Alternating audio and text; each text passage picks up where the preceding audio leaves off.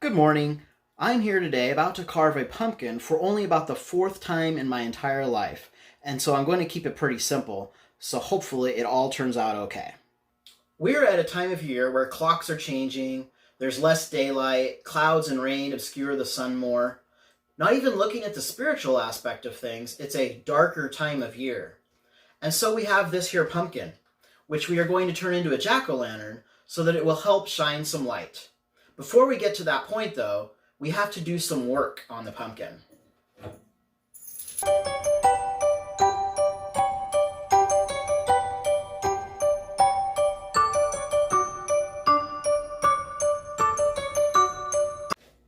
Alright, so not too greatly bad. Don't judge me, I'm not an expert at carving pumpkins. And try to overlook the part where the cat knocked into the tripod briefly while we were doing that hyperlapse there. Regardless, we got it done without totally destroying the pumpkin. So we have this image of the cross here now in this pumpkin that will eventually be lit up, but we had to do some work before we could get to the point where it could shine its light out. We had to actually cut into the pumpkin, and then we had to take out all this gross and slimy stuff, all this junk on the inside.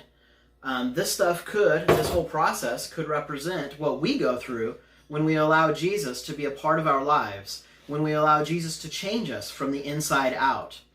It's not always a fun or easy experience. It can be painful to have our hearts, our minds, our spirits transformed. It's a process. We have to throw a lot of our junk out, like our nasty attitudes, our sins, or our hate, or whatever other rotten things pollute our beings. And we can't do much of that process on our own. We need Jesus to clean us up. Once we allow Jesus to be a part of our life, and we allow Jesus to transform us from the inside out, we now can better share God's love with others. Now that Jesus has cleaned us up, transformed us from the inside out, we should be shining his light brightly out into the world. When we are transformed by God, we are no longer meant for darkness. We are meant to love everyone the way Jesus does, sacrificially, by serving. Jesus wants us to look at everyone with love, not with knowledge or judgment, not with superiority or condemnation, not with joining in, not with arguing or convincing. None of those things will change the world. Shining with God's light and love will change the world. Arise, shine, for your light has come, and the glory of the Lord rises upon you. See, darkness covers the earth, and thick darkness is over the peoples. But the Lord rises upon you, and his glory appears over you.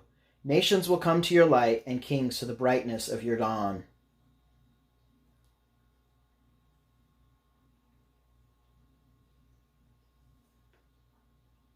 You are the light of the world. A city on a hill cannot be hidden.